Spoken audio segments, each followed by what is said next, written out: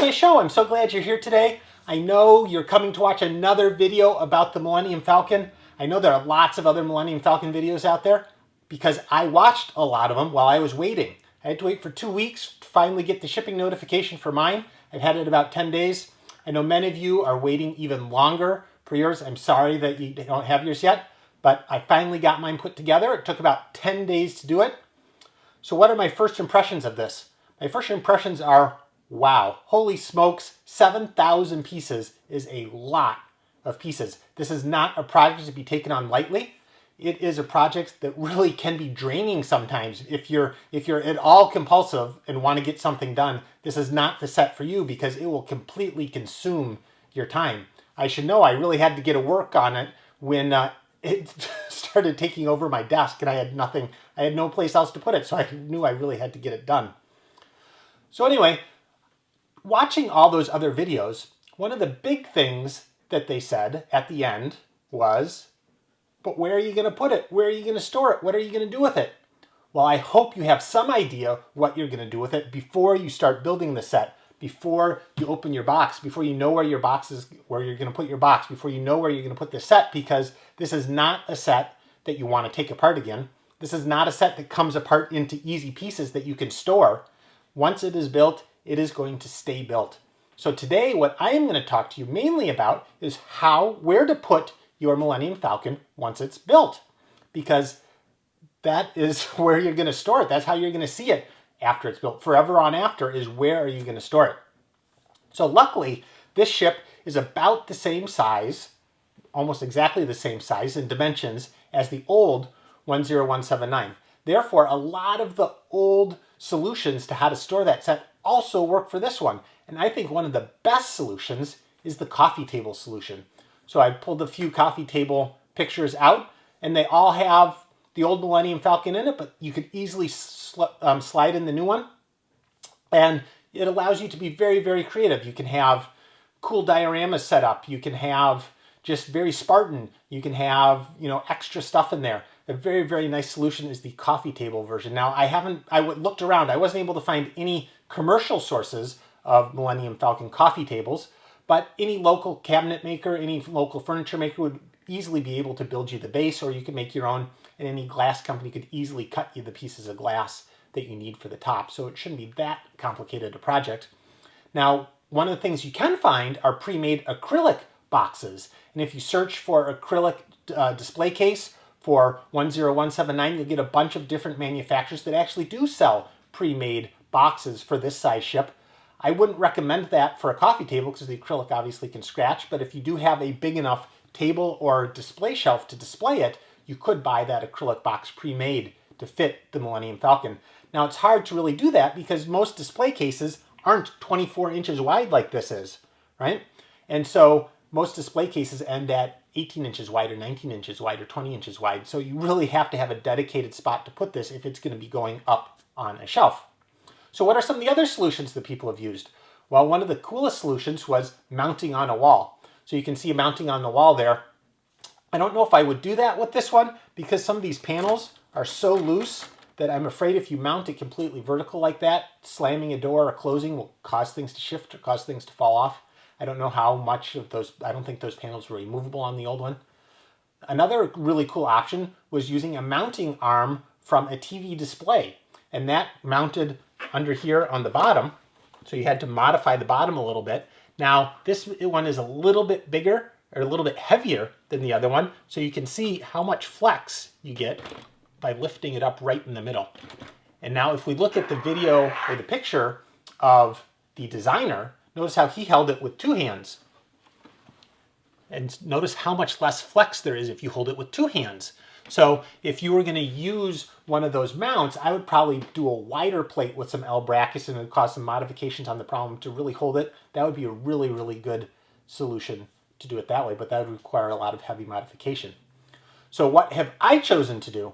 Well, what I thought would really work for me was to hang it, because that I could do without modifying the structure at all, and it allows me more creative placement, because what I'm planning on doing with mine is hanging it over my Christmas village, which I thought would be really cool, maybe dropping presents out of the back with maybe Santa C3PO or whatever from one of the Advent calendars. So hanging really worked for mine. So here you go. That's why I have this string here. So I tried to hook the string where the landing gear are, because those landing gear are holding the Millennium Falcon up in structurally key points. So you can see I have it back here with the back landing gear, then also up towards the front. And what it allows is threading it through the internal frame is it allows you then to pick it up, right? And now it really is a playset, right? We can fly this thing around, right? Pew, pew, pew, right? An $800 playset I got here, right? This is how to do it.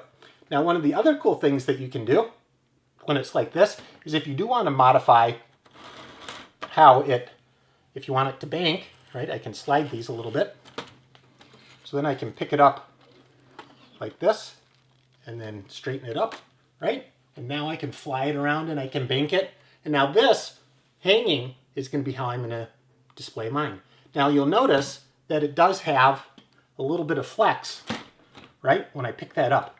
So I don't think long-term hanging it is a really, really good solution. It just provides too much stress on the internal parts. If you're going to have a long-term display of the set, I think it really should be flat. But for my temporary display for 2 months, I'm going to hang it. After that, I'm going to take it down and probably get a cardboard box with some padding and package it back up and put it away, just because I have no permanent display space that I can store something this big. And one of the things that I started to think about when I was trying to decide what to use here is this rope is really, really cool. So this is this Atwood rope micro cord, and it's a woven cord as opposed to a spun cord, so it holds straight. And this is what I actually use for my big Technic models. And this is the micro cord, and it's the 100-pound test. And I think it can hold way more than 100 pounds, right? And they also have a nano cord, which is about a 30-pound test, and that's what I use for more of the smaller Technic models as replacement string, and it works really well. I could have used that for this, but visually, I thought I was going to go with a little bit beefier cord to hold the model. And real quickly now, let me just show you exactly how I threaded this in to make it all work and to make it so it would come up right around the panels so I wouldn't actually have to change stuff. All right, so let's actually take a look about how this is strung up. You can see that I have my central plate here and how the strings, there we go, all pull. And so what were the key things that I was looking for when trying to decide exactly where to put these strings? Well, you can see on this side, I wanted to put it just behind so that the angle on this string when it pulled just grazed the edge of this plate. Then run it through and just above the Technic bricks over here. Then over here, again, pulling it just so it will graze the edge of this Technic plate when it's put on. We'll snap that guy in there. Right, so you can see with a little bit of tension, see it's just grazing the edge of the plate so that when you put tension on it, right, it can pull up and it's not going to try and put too much tension on those plates. All right, what about in the front? Front, I ran through the very front up here. I wanted to sort of be as back as far as I could, but what I was worried about there was the fact that when this guy is on, and this is a little bit harder to figure, but when this guy's on, like that, and it's pulling back, right, because my plate is going to be back here, I wanted it as far forward so it didn't put as much pressure on that if I could. Now this is harder to stick down, so I'm not going to stick it down right away. The other option is actually to run the string right through these spots, and then that allows you to attach right in here. And I didn't do that, I decided to stay forward a little bit. And so let's look and see. Oh, I just heard something click off there. All right, I'm not going to stick that one down, but let's go ahead and stick that one in. We'll go ahead and stick this one on. Sort of tricky to get by all of the strings and make sure it's in the right spot.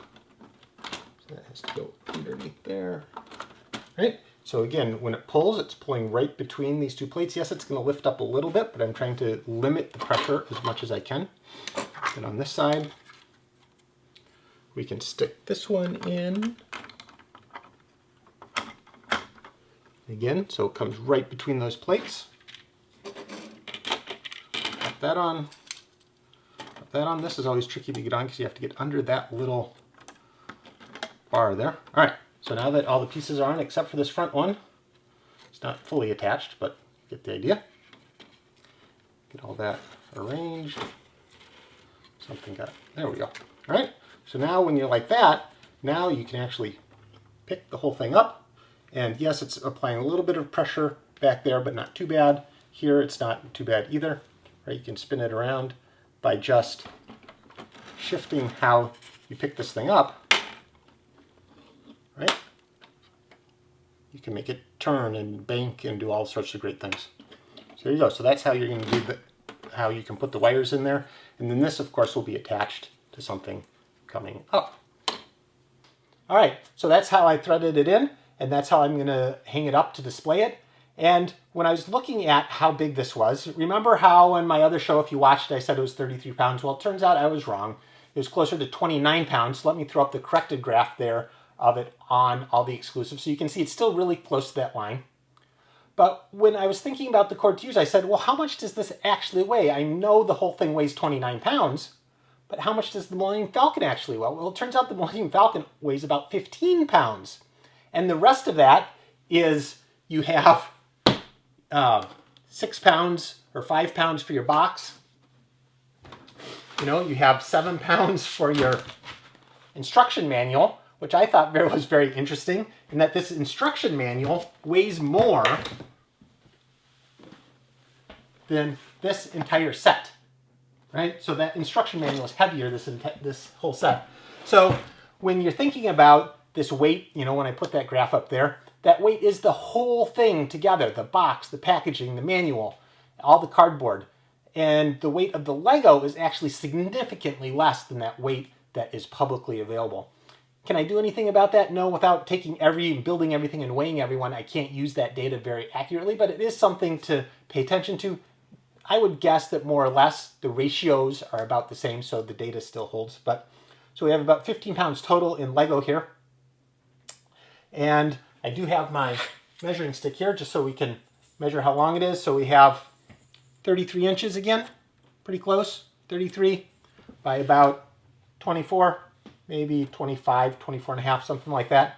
So it is really big if you're thinking about designing something to put it in. Again, about the same size as the old one. So what are you going to do with yours? Are you going to do a coffee table? In fact, this box is sturdy enough, you could probably drop a piece of glass on that and make it its own coffee table as well. Would be kind of cool. So you have to know what you're going to do with the set before you open it and start building it, because it is not something you want to take apart.